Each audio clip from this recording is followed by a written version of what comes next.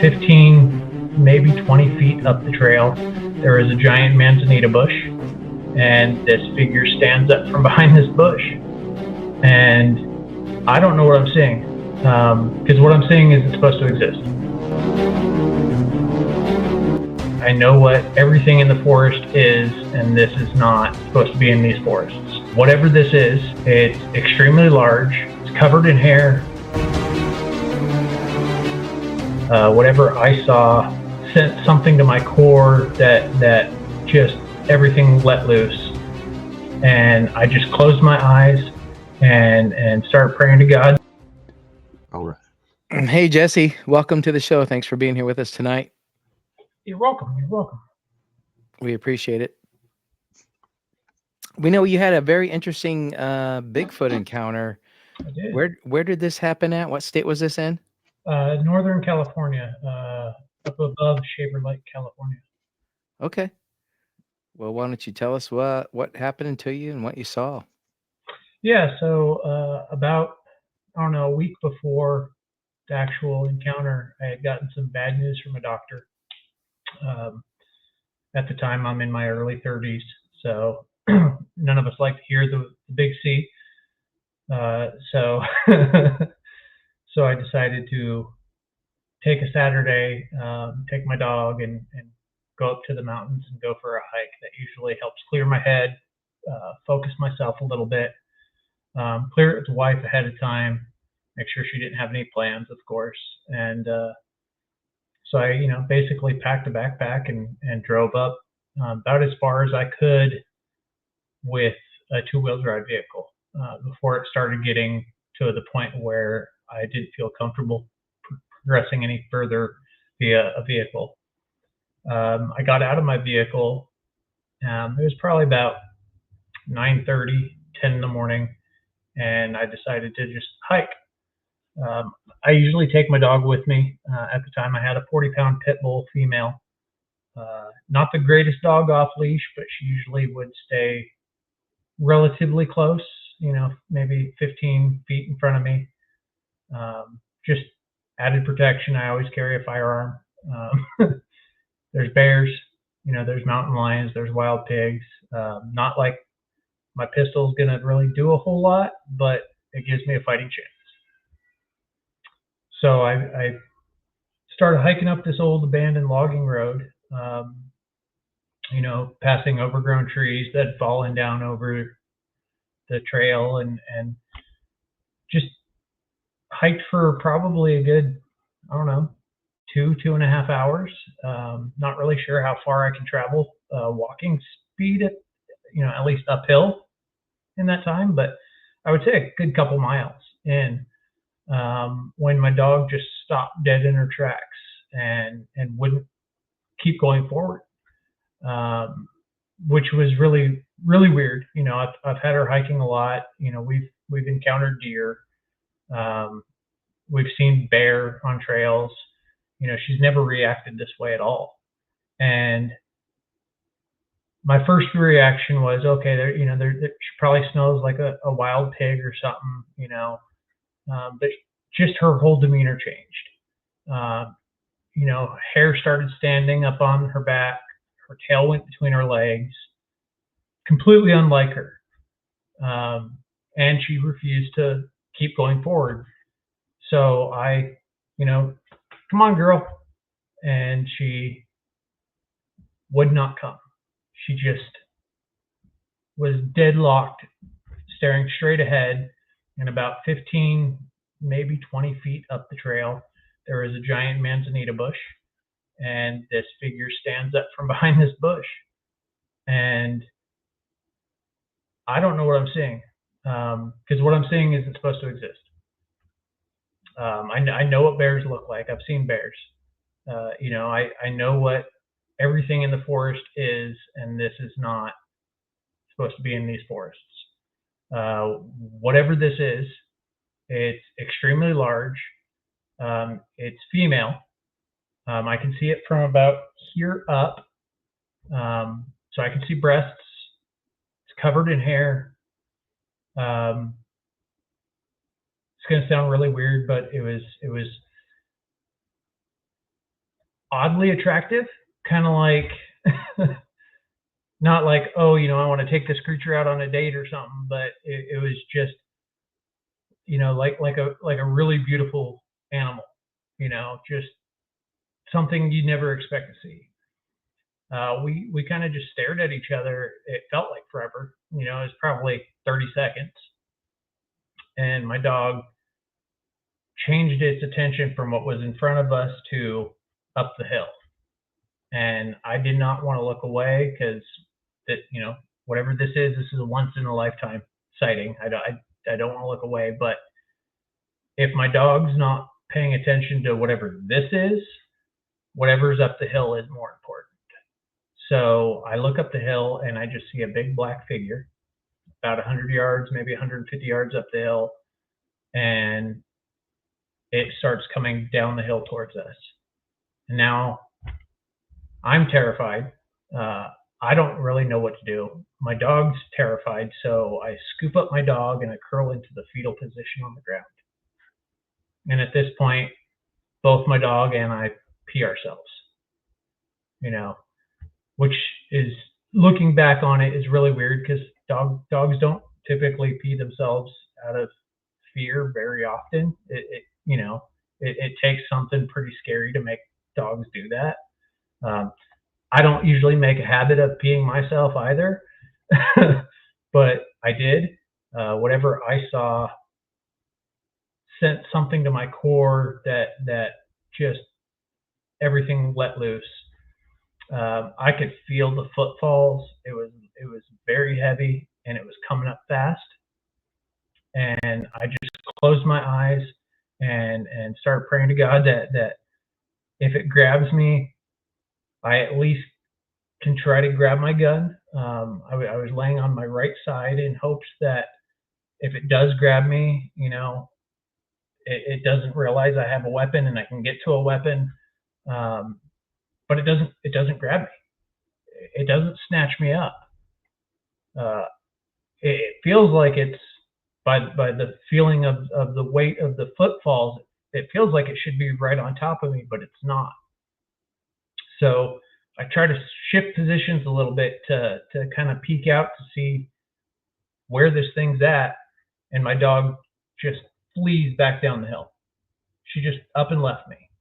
I was pretty upset at the time about it because you're supposed to have my back and you left me.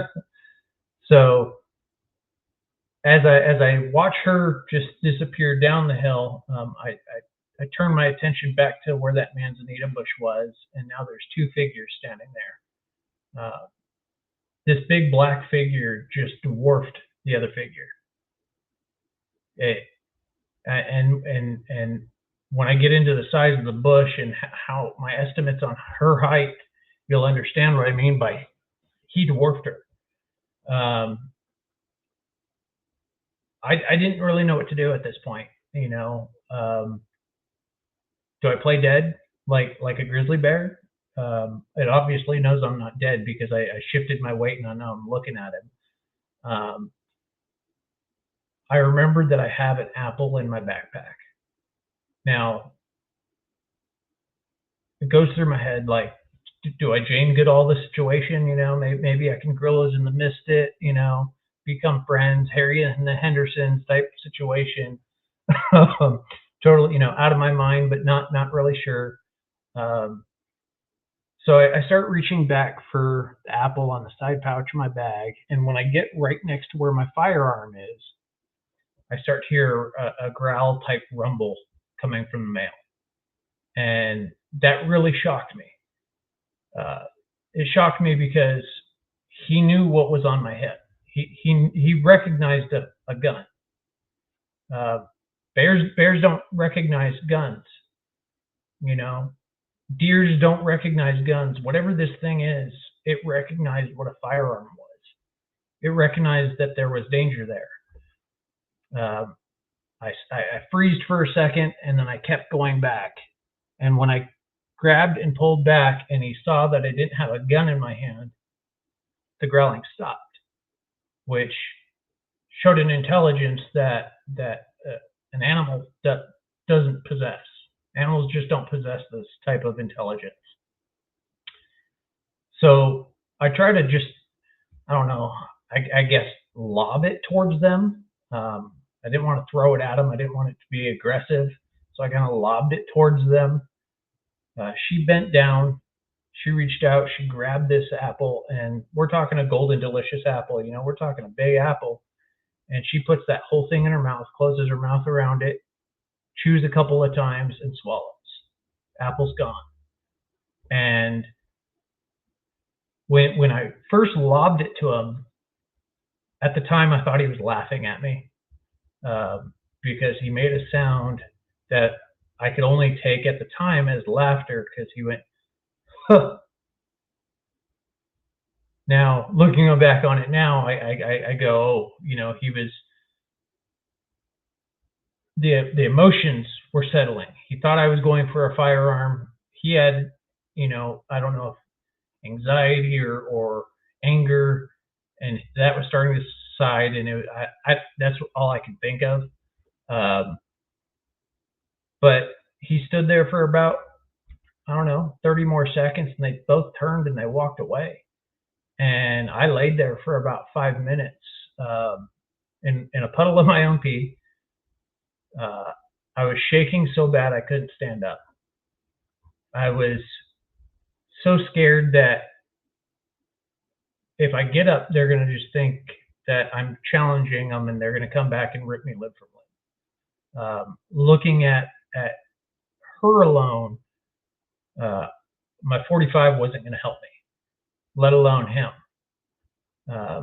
You know, I could unload, you know, all 7 rounds into this thing, and I don't think I'm going to penetrate. So at this point, I just laid there until the shaking subsided enough to where I could get up. Once I got up, I couldn't hear them anymore. They didn't run. They kind of S-patterned their way back up the hill. They didn't go up the logging road, which I thought was weird, because that would be an easier travel distance and easier way to walk. But they headed up into dense woods and brambles that no human would willingly trek through. So at this point, I was like, okay, well, they're gone. Let's go look at this bush. So I go, and I can stand on my 2 feet behind this bush, and I can't see over the top of it. Now, I'm 5'8". It's a good 6 inches above me. That's a big bush, you know. I could hide behind that bush all day long, and no one would know I was there. Had she not stood up, I would have walked right by it, never known she was there, because I didn't smell anything. I didn't hear anything. You know, what was she doing behind the bush? I have no idea. You know, they're using it as a hunting blind. Like, what were they doing? I have no idea. Why were they separated? All these questions that I have about the incident, you know, that I don't have answers to, because I can't, you know, obviously interview these creatures now. But she came up to about where the bush came up on her to him. Well, that bush was at least 6 feet tall, and it came up to here on her. You know, that push puts her at 7.5, 8 feet, and she came to here on him. That puts him in the 10.5, 11 foot range. You know, he was terrifying, but at the same time impressive. He had to be a good 5 feet wide, shoulder to shoulder. You know, if I were to guess weight, 1,500 pounds, easy. If he weighed a pound, he was at least 15. You know, she was at least 5 by herself. But the way they disappeared without making a sound, the way that she was behind this bush and I didn't know they were there. My dog knew it. My dog could smell something that I couldn't. While I was behind this bush, I hear a sound, and immediately I think, my God, they're coming back to finish me off. Nope, it's my dog. Her tail's up. it's waggling back and forth. She's happy. You know, she's her typical self. So whatever these things were, they're not there because she's clearly in a different mood now. I wasn't very happy with her. You know, I kind of scolded her all the way back down to the car. I don't remember any of the drive home. I kind of blacked out on the drive home. But I will tell you, it ruined the outdoors for me for a long time. I was an avid hiker, avid backpacker, avid fisherman, hiking into remote alpine streams and lakes to fish. I didn't do that anymore. I wouldn't even go camping in public campgrounds out of fear of these things, because whatever this thing was isn't supposed to exist. Whatever these things were, what are they capable of? If they're capable of being behind a bush without you ever knowing it, they could snatch me up and disappear. I'd disappear. They could rip me limb from limb and you'd never hear from me again. And at the time, living in California, I can't carry full auto, and about the only thing I think is going to stop one of them is an elephant gun. But I'm a tiny dude. I'm 5'8". I'm 160 pounds. I don't want to shoot one of those. That's too much power for a guy my size. Plus with the amount of intelligence these things showed and the way they looked human. They didn't look like an ape. It didn't look like a chimpanzee or a gorilla on 2 feet. They had facial features like a human. They had a hooded nose. They had 5 digits in the right places and 5 digits on each foot in the right places to make me go, it's a human. This is a person. But people don't get 8 feet tall, let alone 11. People don't get 1,500 pounds. I don't know what this thing is, but it's smarter than me. At least out there, it's smarter than me. It's definitely more powerful than I am. It can do stealth like I can't do, and I don't want to run into it again. So that's essentially my story of my encounter. I will say, when I got back home, I remember locking myself in the bathroom, sitting under a scalding hot shower with all my clothes on, out of shock. And about a week later, my wife had convinced me to go talk to someone, and I went and talked to a therapist, only to be laughed out of the office. Yeah, I got the, oh, you probably saw a bear, or, oh, you were hallucinating. Okay, I could grant that, yeah, there's a chance that I was hallucinating, but my dog wasn't hallucinating. My dog wasn't My dog was reacting to something purely physical, as was I. So I don't know. I don't know what they are, but they're real, and they're. I don't ever want to see one again, at least at that distance. Jesse, can you describe what you saw, like facial features and everything? I know you said they look human. Yeah. Can you kind of describe the color, the look of the eyes, the nose, everything, the mouth? Can you? Yeah, absolutely. So the female, she had kind of like a cinnamon brown hair to her, covered her whole body, longer around the forearms, longer in the pubic areas, longer on the top of the head. When they turned to walk away, there was definitely a real thick patch that went from the top of the head down the spine, or at least where I would picture her spine to be, towards her buttocks. Her hair came up to about here on her face, right above her chin. It pretty much stopped, and it started again just above her eyebrows, thicker than peach fuzz, but not like a beard type thickness. And then where your typical hairline was is when it started getting real thick again.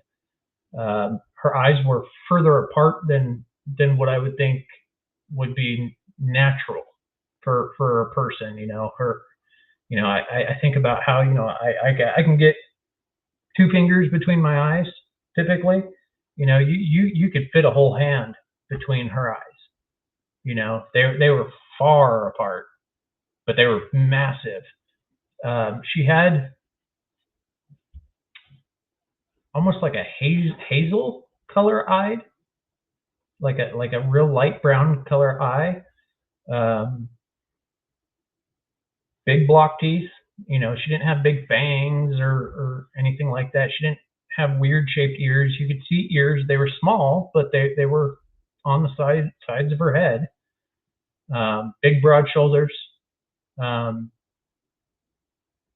wouldn't say she was, had big, large breasts. I would say they were, probably a C cup on a typical human. You could see her skin was almost like someone who spends too much time out in the sunlight. Like a beach volleyball player, like a tanned leather hide look to it. Very, I wouldn't say rough. She didn't have any scars or anything like that, but she was definitely looked like a thicker skin. He, on the other hand, his hair was jet black, and his skin was the color of ash. And what struck me about him was, whereas on her I could see the whites in her eyes, I couldn't see any whites in his eyes. His eyes looked like they were jet black. I couldn't make out a color. I couldn't. It just looked like. It's going to sound weird, but it's almost like when you watch a movie about demonic possession and a demon takes over and their eyes turn jet black. That's what it reminded me of. They were just jet black. I couldn't see pupils. I couldn't make out any definition in the eyes. His hair on the face, at least, he did have a beard. It was, I call it a big biker beard. It was much bigger, thicker, and fuller than mine, obviously. Same thing with the forehead. Stubbly hair up top on the top of the forehead, got thicker as it went up. On her hair looked like it was well groomed, well taken care of. He looked ratty. He looked like he had matting going on in bits of his fur. Bits of his fur was fur hair. I don't know what to call it. Was missing. He had some bald patches. He had a really big scar on his chest, like right coming right down, real wide. Don't know what would, obviously, a 45 I thought wasn't going to pierce him. So what can make that on a creature that size? What's going to fight a creature that size? To cause a scar like that. I don't even want to know. But it was definitely big. It looked like an older scar. Obviously, it had healed, but it was large. It was probably a good 6 to 9 inch scar on its chest. I will say he was definitely a male. I could see genitalia on him. Odd thing is that it didn't look like what I would think of for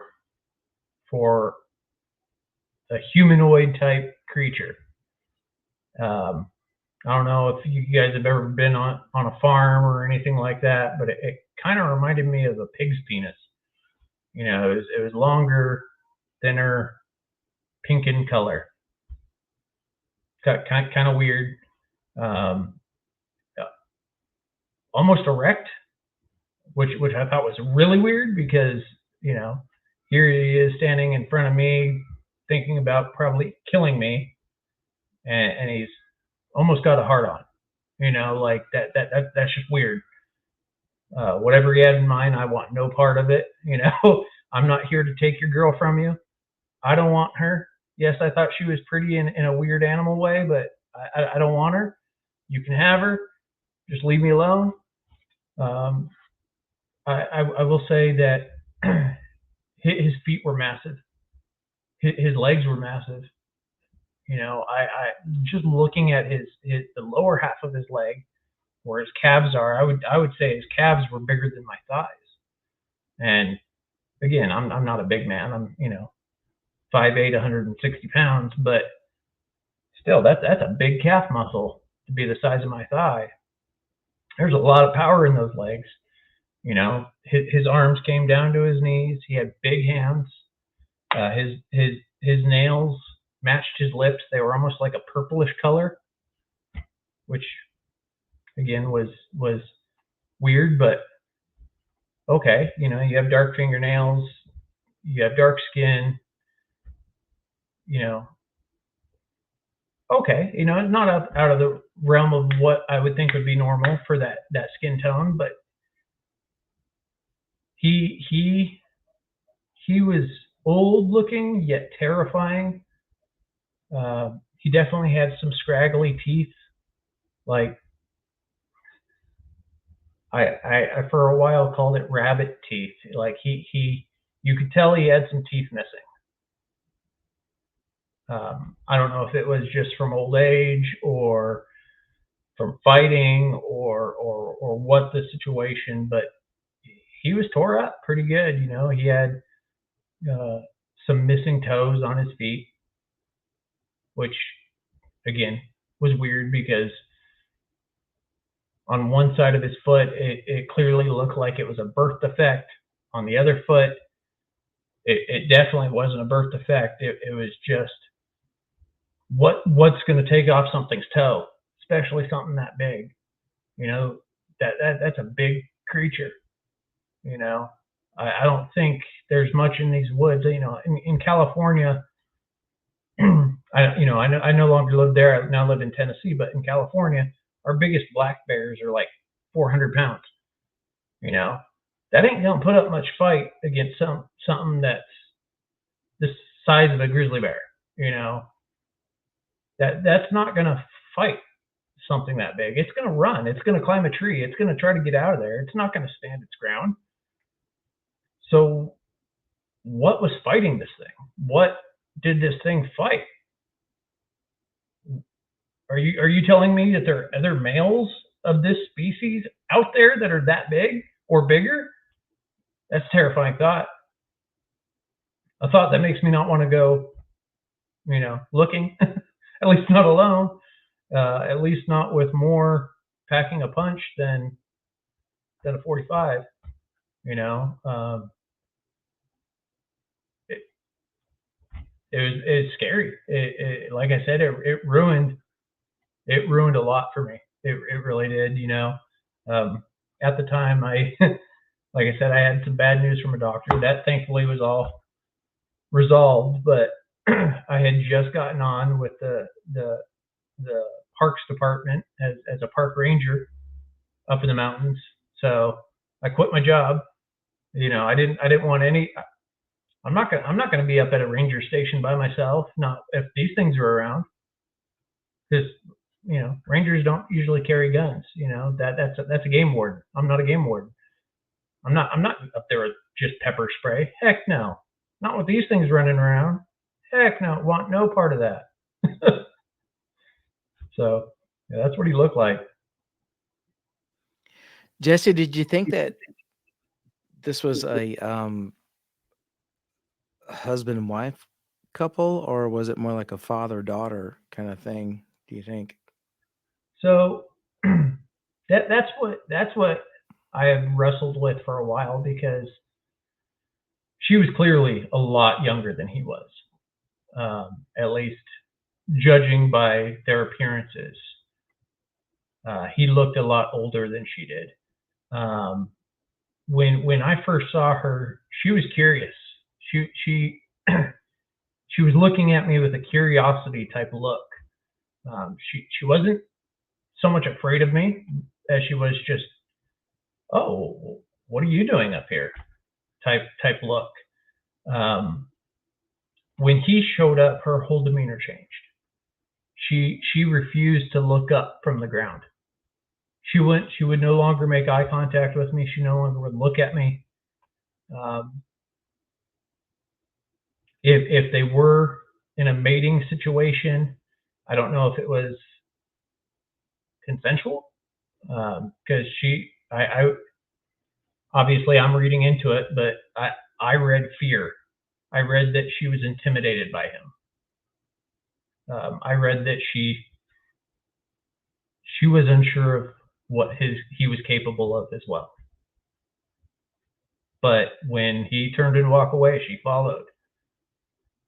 As they were walking up the hill, she stopped to turn around, and I don't know if he barked an order or made a noise, but she snapped back around and kept following him. So, he had her in her place. So I don't know if it was a father-daughter. I don't know if it was It sounds more like an alpha male situation. Maybe an alpha male with not a typical breeding female, type situation. Like, I no idea what their relationship was. I would say that they weren't father and daughter because they didn't look alike. That as far as skin tone, as far as hair, I would think an alpha male would be better groomed than that. So for a while I thought, unless he's that old. Yeah, for a while I thought, oh, did I interrupt a rogue male coming into a territory situation? Did I interrupt something that I clearly did not want to interrupt? Or is he just the great grandfather of the tribe? That could be. I mean, that's another thing we don't know is how long do they live? Correct. How correct. old do they get? How old do they get? How long do they live? How long do they breed for? Mm-hmm.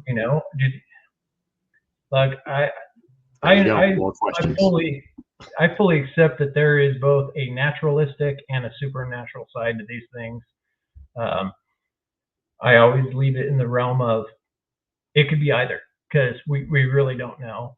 I tend to lean more in the natural side, but there's no reason why these things can't be like crocodiles and live 200 years. That's not out of the realm of possibilities.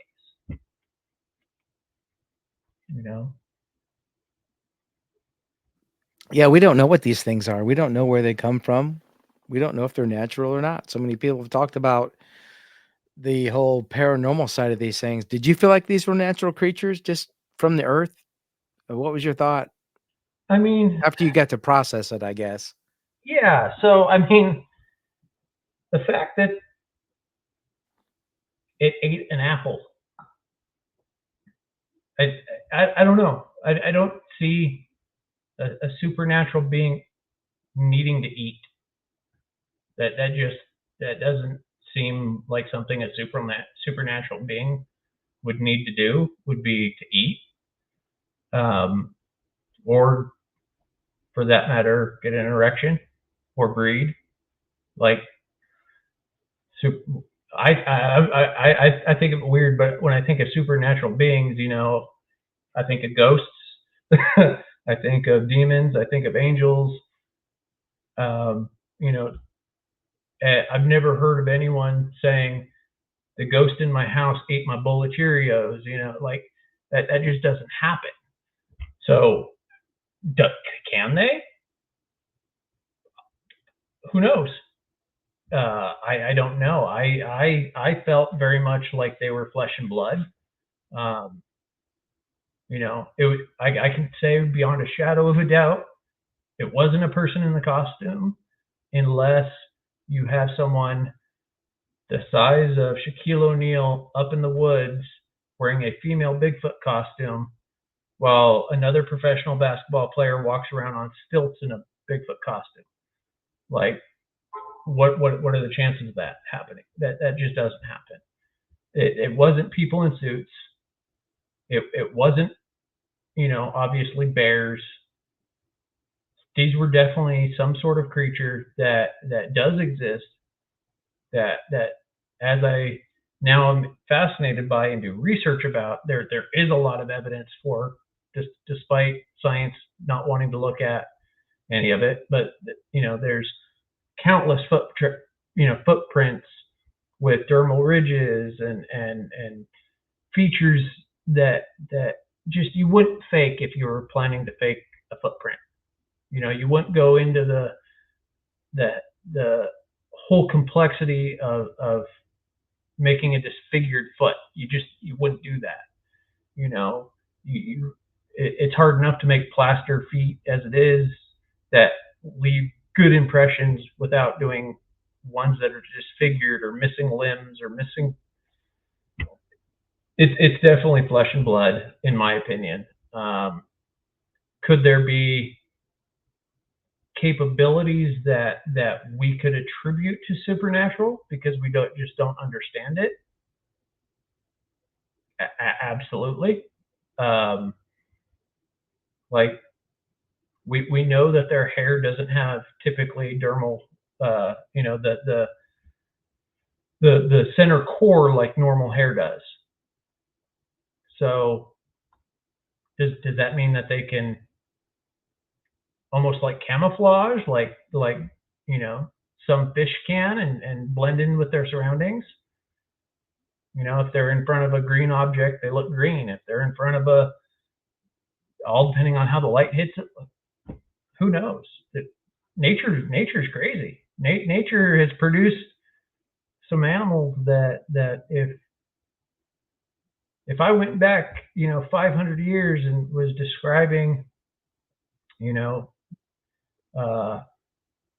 luminescent fish to someone, they would think I'm insane, let alone panda bears and half of the creatures out there that can change colors. What are they capable of? We don't know, but could it be something like that where we don't see it typically in humanoid type primates, so we automatically assume supernatural? Yeah. Or it could be supernatural. I don't know. I wouldn't call them. That's the one thing I never did agree with. I wouldn't call them supernatural. Yeah. Paranormal, possibly, but definitely not supernatural. I don't believe that. I mean, I didn't see a UFO. I didn't see orbs. All I saw was two flesh and blood looking creatures behave very animalistic with a higher intelligence. And I saw them depart in a way that showed that intelligence. They didn't do anything in front of me that would make me go, oh, they travel through portals. Like, I don't know. They could, but you would think that if they could, well, why even come down the mountain? Why confront me? Mm-hmm. Why wouldn't she just disappear? Why even stand up from behind the bush? That's what makes me think that maybe she was a juvenile, maybe a little older. Yeah, or maybe curious about you. That only the elder ones can operate the portals and open them for the Jew. Like, maybe. Who knows? It's all guessing. That's all we have is that's all we have right now until somebody can actually sit down with one and talk to them and figure it out. I mean, don't get me wrong. I would love to go hiking with my family and stumble across an infant Bigfoot that's been abandoned, and I can bring it home and raise it. That way I can raise it to be nice, because I sure as heck ain't going to go live with them for 15 years like Jane Goodall did. I'm not doing that. Why not?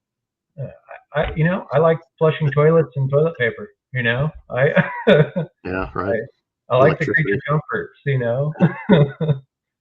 but I would love for science to take it seriously. I would love for an actual research project,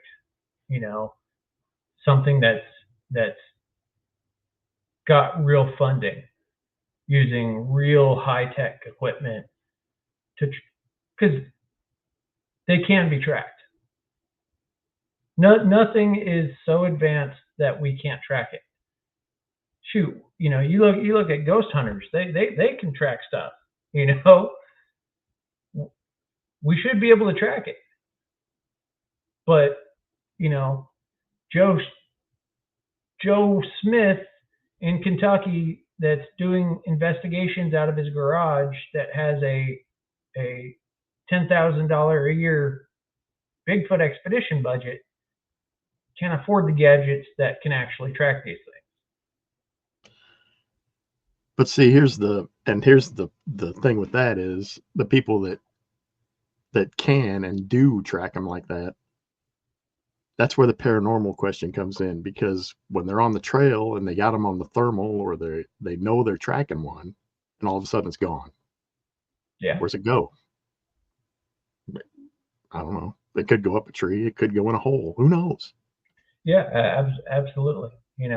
I look at it as there is so much more that we don't understand about the world than we actually think we know. I look at, if I tell a teacher at a college that I believe in trolls, they think I'm insane. But most of Scandinavia believes in trolls.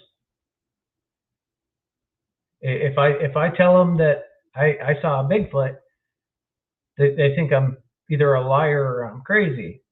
Yet almost every Native American tribe in the world, every Native tribe has a name for it, has stories of it. We've heard stories about mermaids, half man, half dog. The Egyptians have drawings on walls of creatures that, the Greeks have the centaurs and the minotaurs. There's a lot out there that we don't know, and there's a lot out there that we like to automatically rule out because we think we know everything. I will say, having backpacked all over California, there are parts in California to this day that people have never set foot in. And California is a densely populated state. There's a lot of land that people have never set foot in. There's a lot of land just in the United States alone that people have never been to. And while we're looking at that piece and we're exploring that piece, it could be over here. It could be, Yeah, there's even in Oregon and Washington, there's massive chunks of forest that's nobody's ever set foot in. Yeah. So what, I mean, it definitely opened my mind to what else could be out there. Things that I just shrugged off as, those are myths, those are fairy tales. Well, why? Why do we think that? Obviously, enough groups, enough ancient people talk about it. They had to be seeing something. All legends are rooted in some kind of fact, man. That's just, that's just how it is. I'm one of those crazy people that fully believes that dragons did and probably still do exist. Now, were they Game of Thrones dragons? Probably not. They're probably, the size of a cow. But they could have been. But why don't we have bones? We have tons of bones. But we just call them dinosaurs. We just like to think that they're a completely different species, when in actuality, dinosaur is a relatively new term. Before then, it was always called a dragon. We have Bigfoot skeletons. We do. We just call them something completely different. We think that they're Homo floresiensis or Homo, this or Homo that. Giganto this, giganto. Why can't it be a Bigfoot? There was an interesting study done using what they would consider a Neanderthal facial reconstruction, and they found that whoever is doing the reconstruction puts features in based on what they think it should look like, not what it actually looked like. The same way we do with dinosaurs. We all make dinosaurs these big gray creatures. They could have feathers. They could have been pink with racing stripes. We don't know. We don't know. But until we start taking some of the research that you and I and normal people are doing, and the stories that normal people are saying that they saw a little more seriously, we'll never know. There's an entire tribe in Africa that still says that they see dinosaurs in the world's biggest swamp land. They're seeing something. They don't know what a dinosaur looks like. They've never been to a museum. They don't have those books. These are remote tribes. Yet when you ask them to draw it out on the dirt, they're drawing clearly what we would call a plesiosaur. Well, what are they seeing? Sorry, I ramble when I get on this topic. I love. No, that's great. You're just laying down some more questions that we've had since we started doing this. I wish I could answer some of them for you. Yeah. Me too. Hey, I got the facts. I can tell you everything about Bigfoot, but I can't. Yeah, us too. Yeah, so do we. Definitely. We just had a episode last week about the Lake Champlain monster, which is a plesiosaur, and there's a little video out there where it kind of swimming out behind a boat. They were just shooting a video for a movie, and they realized there's just some weird creature, and it's bigger than the boat. Yeah. So we don't think it's a lake sturgeon, but yeah. I mean, there's don't even get me started on the ocean. Don't even get me started.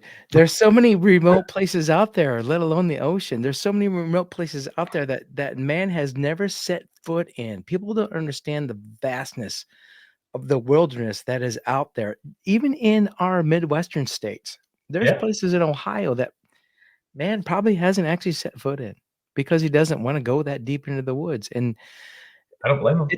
You talk about realms and worlds. I mean, the forest, the deep, dark, way out in the middle of nowhere, you got to travel to get into forests. I mean, that's a whole different world out there. We don't know what exists out there. We don't go there, right? 100%. Once in a while, and that's when we experience these things. That's when we see these things. That's when we see Bigfoot or Dogman or whatever. Yeah. And why wouldn't they be out there? Like I've said 100 times. We have everything that we know of from a microorganism up to the blue whale, one of the biggest creatures on this earth. There's chimpanzees, there's orangutans, there's all kinds of different monkeys, there's human beings. Why wouldn't there be a bipedal, 8 foot tall, or whatever, hairy creature in between roaming around? Half human, half living in those whatever. Hundreds of thousands of acres that nobody's ever been in. Yeah. I mean, 100%. We sit there and say, well, there's got to be more life form way out there because the galaxy is so huge and da-da-da. But yet we're so dumb to sit there and go, we don't even know what exists totally on our own planet. Yeah, I mean, because we don't want to accept it or believe it, but we'll say, oh, there's aliens out there. Well, I tell people all the time, we've explored 5% of our ocean, yet we've only explored 15% of the Earth's land. 15%.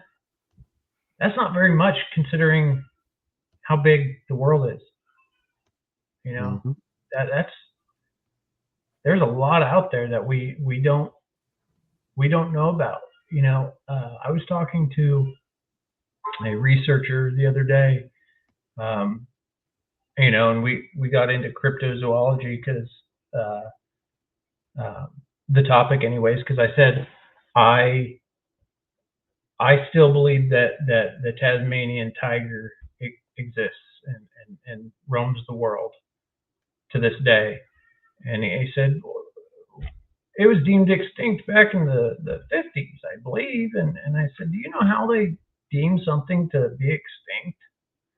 They send a team out and they spend a week in the field, and if they don't see it, they'd call it extinct.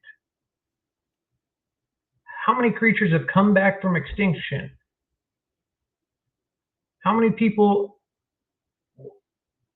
A lot. There's a lot of creatures coming back from extinction. These creatures don't just appear.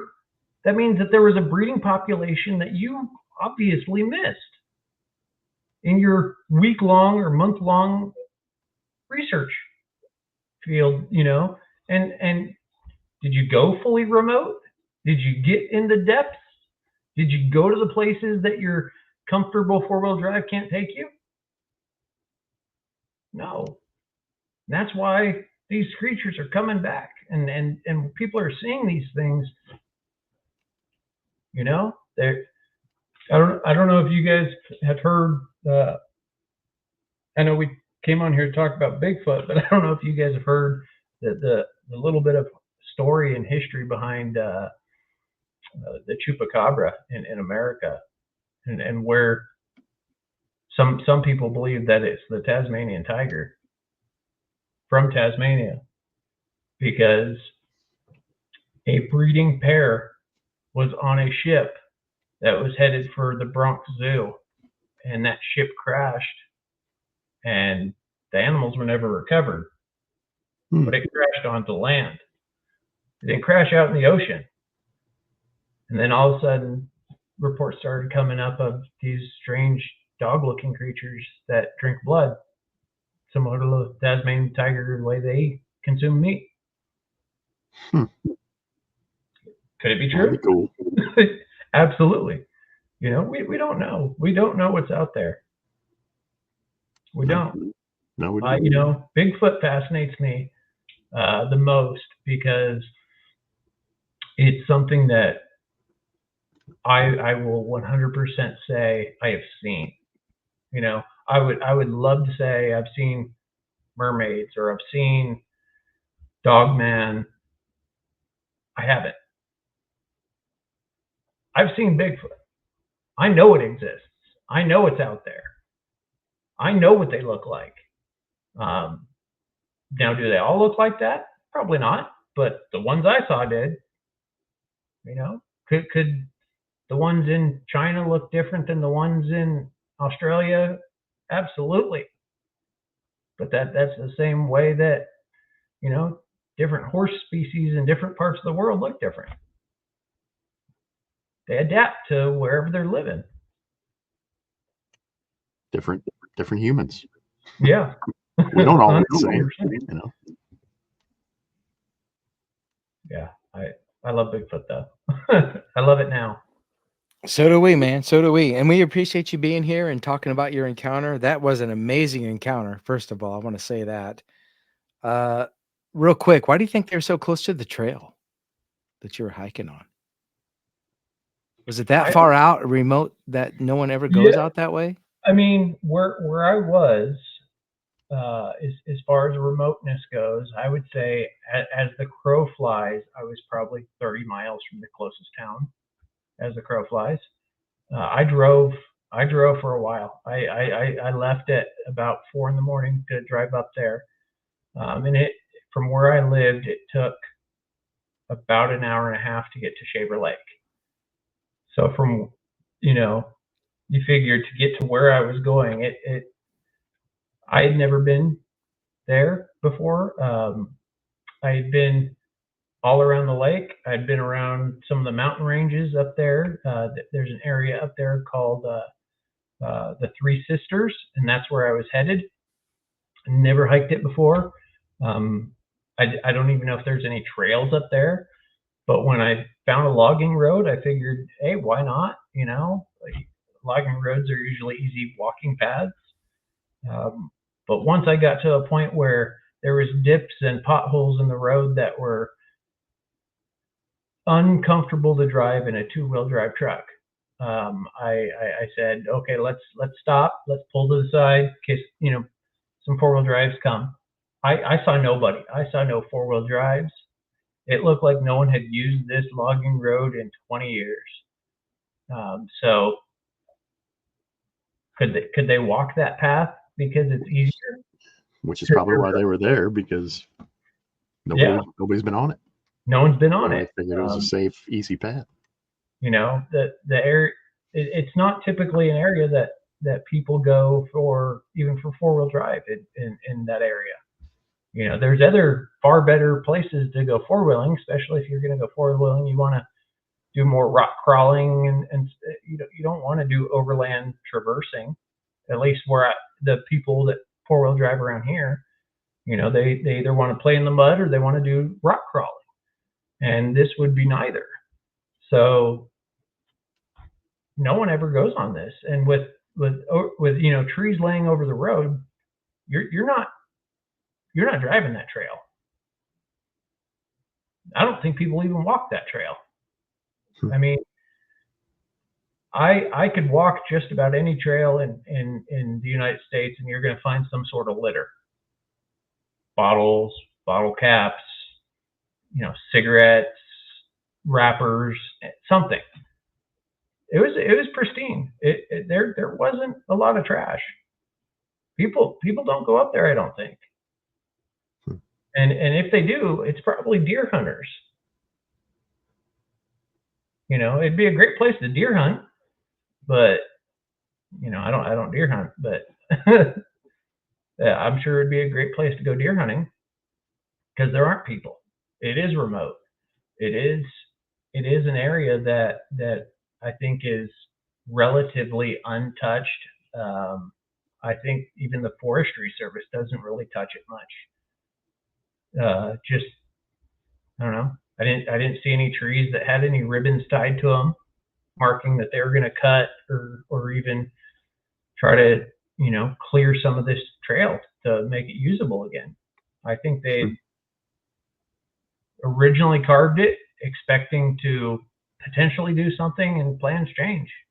As oftentimes in the mountains, you know, they dig a trail to, you know, do some logging because they're going to build a path to a different area, and they find a different route. Was that part of the national parks up there that you were? So you are about, from where I was, I would say you're about 2 hours by car to Yosemite. But that mountain chain does run into Yosemite National Park.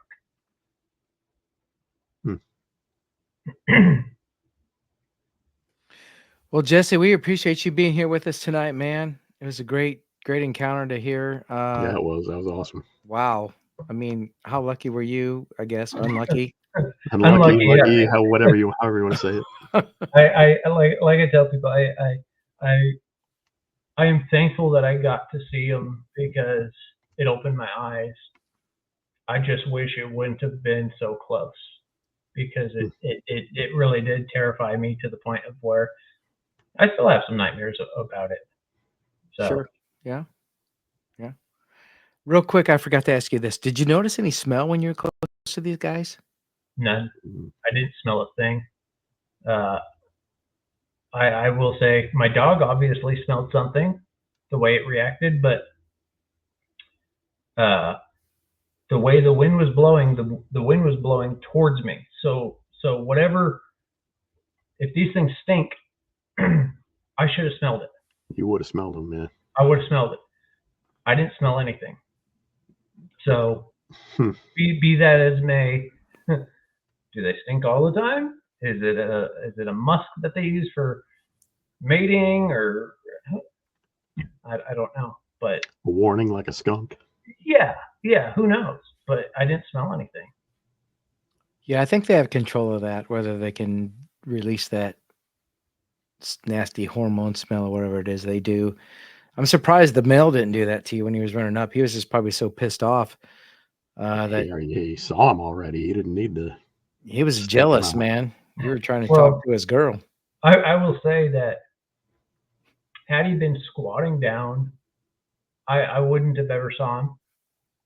Even with my dog alerting me that way, had he been, I don't know, I wouldn't say like laying down or squatted down, he would have just looked like a giant black tree stump or a giant black shadow. I wouldn't have been able to see him. I would have never noticed him. It was only because he was charging down the hill that I noticed him. You know, had she not stood up from behind this bush, I never would have saw her. I would have walked right by it and not even thought twice. Bet your dog did. My dog. It's probably a good thing your dog did. Yeah. I might not be here today Yeah, who knows what would have happened if he'd have kept walking. Had I not taken my dog. Right on. Mm-hmm.